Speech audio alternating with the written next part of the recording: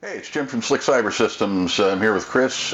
Chris is going to be asking me some questions from our Q&A pages. You know, we get a lot of questions in either on the videos or just direct email in. Yeah, so anywho,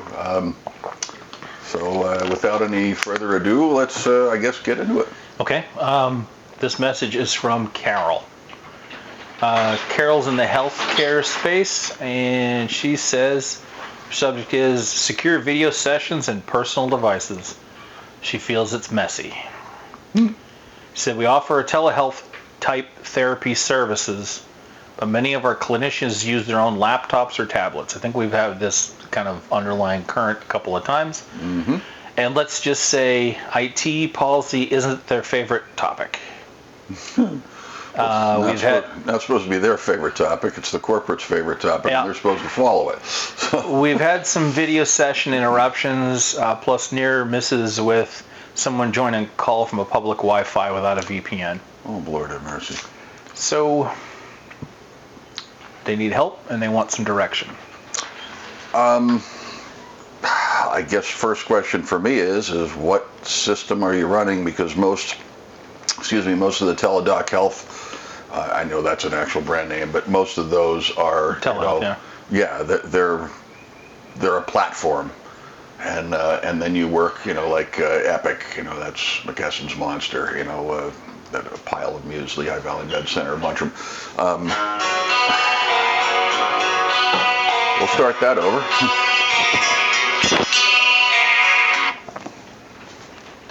Yo.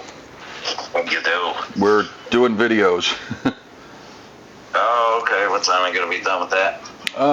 Probably about 20 minutes.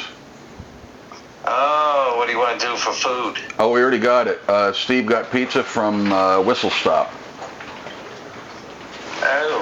So yeah, it's fucking pretty good. Pretty good. Okay. So yep, no extra nothing. These are just plain pies. Oh yeah. Okay. I'll be down a little bit. Okay. All right. Bye. Want to hit stop and then restart? Yeah, we'll just kick it from here. We'll just cut that.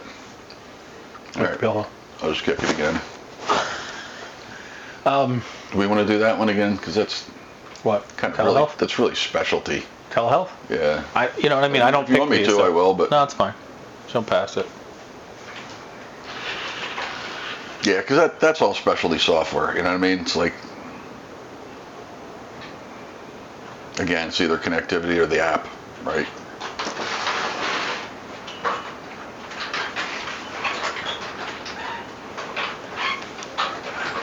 Okay.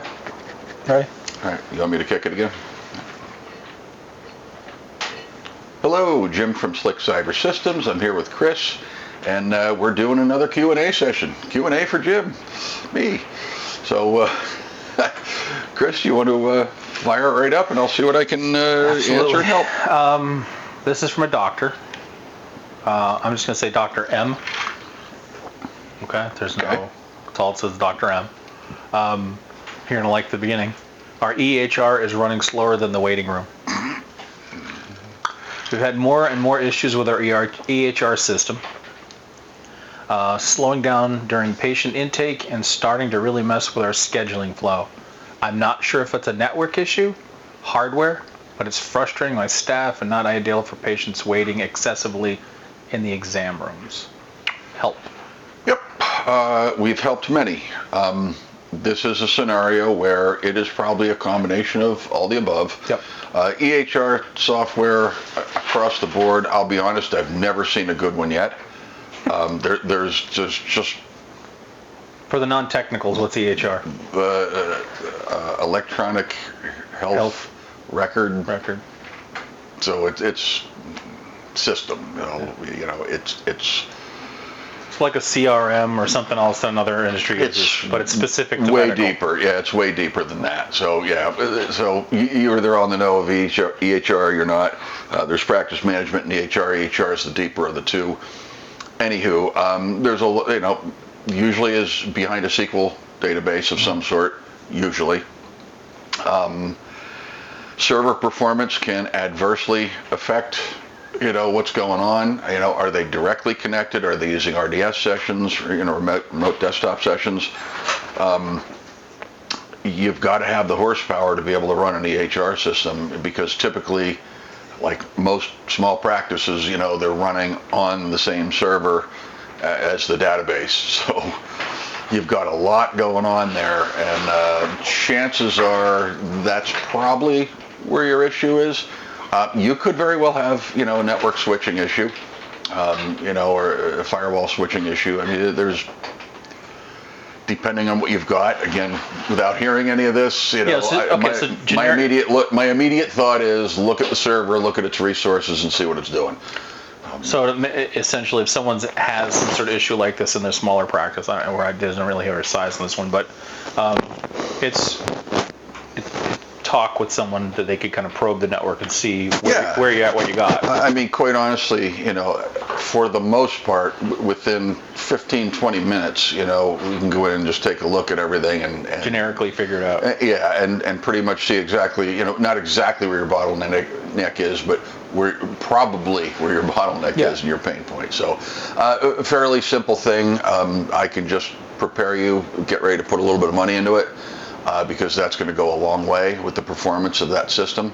And there may be other ways to work with that, either using RDS, RDWeb on that server, which means it has to be bigger and beefier yet, because it could be a client, this could be client issue too. So that removes the client issue part of it and just brings it back to the server. So server or servers, plural. So yeah, easily fixable. It's just going to take a couple of dollars and, a couple of bucks. Okay, so it could just be poorly engineered, or just you've outgrown it. Probably. And it's possible you outgrow the EHR as well. Yeah. I mean, I had made the comment at the beginning about, there's not really a great one out there. I mean, they all have their pains, their bugs, their problems.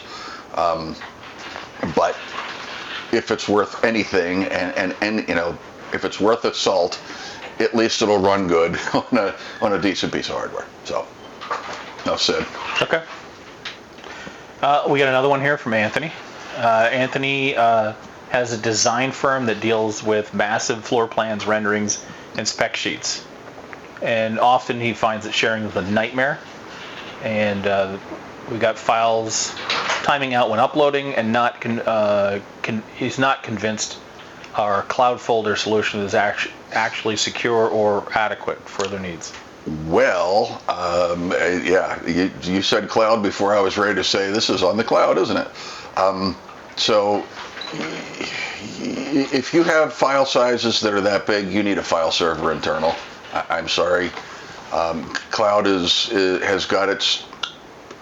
definitely has its advantages in many areas. When you're dealing with massive files like this, that's a big push and pull. It's just not the place for it, because you are dealing with your internet speeds and upload in particular. So if you think if I don't know what they have, but if it's a cable modem, usually fast is nice and or download's nice and fast, and upload is crap. So. And that's the problem. You're trying to upload these files, and if they're big enough, they will time out. And quite honestly, in some of these file sharing things, suites, there are limitations to the file total sizes. amount of file size. Yeah. Yeah. So my recommendation would be I'd put in an internal file server there, and then you could always synchronize that up to the cloud in case you need to access one of them out in the field, but keep that internal if it's that big, and pick a good solution. Then like we have SlickBox, Dropbox Business, their enterprise. You got to pick a good solid, encrypted business level sharing, and like our system could probably handle that, but I would still recommend not doing that, just because of the amount of the amount of files and the file size that you're dealing with. So.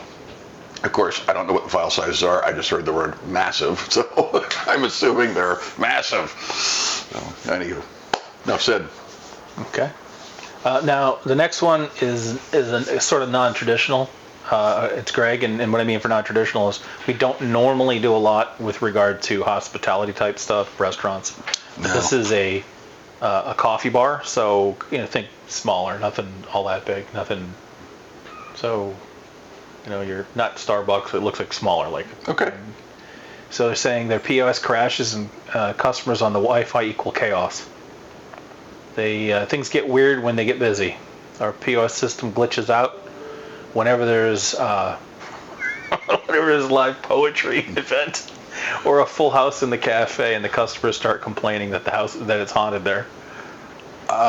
Okay, your network stinks and you need to redo it, and that would go for your internet speeds, your firewall that you've got in place.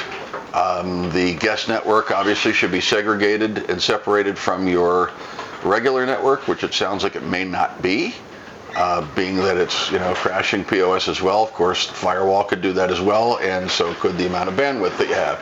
So on your guest side, you should be limiting bandwidth to make sure that your business side has enough of that internet bandwidth, but it still sounds like you're way undersubscribed there. Mm-hmm. Kick that up, get a decent firewall in, make sure you have an adequate switch. Of course, if it's just all Wi-Fi, then it's all Wi-Fi. Make sure you have some good Wi-Fi in there, and I don't mean the multiple home routers. Like good access points. Yeah, like Ubiquiti, Aruba, There's a couple of them. Whatever, Ruckus. Yeah, I mean, pick something that's real, and you won't have any problems. I can guarantee that. Yeah. So and be able to more on the bandwidth, more on the ability to serve the peak customers, and yeah, that's your biggest issue. I mean, we don't do POS systems. We used to a long time ago. We just not where. They're just very niche. So, but still, this is a networking question. Really, yeah, has nothing to do with the POS system at all. So, okay, that's about it. Yep. So you can reach us online, SlickCyberSystems.com, or through the phone, 570-215-8888, whatever makes more sense. You got a question, shoot us an email, go to our website, drop us a message, And who knows, chat. Maybe, if it's we'll read your... maybe read your question here, send it in. Or if you have very specific questions, I mean, then by all means call us, and that's not going to end up on a video. So these are all people who just generically ask a question, and they're which is why we're allowing not us to giving any last names and any of that. Yeah, never a business, just kind of what they do. Yep. All right. Have a wonderful day. If you find this content helpful, please like the video, subscribe, and share with your friends and your colleagues. Thank you.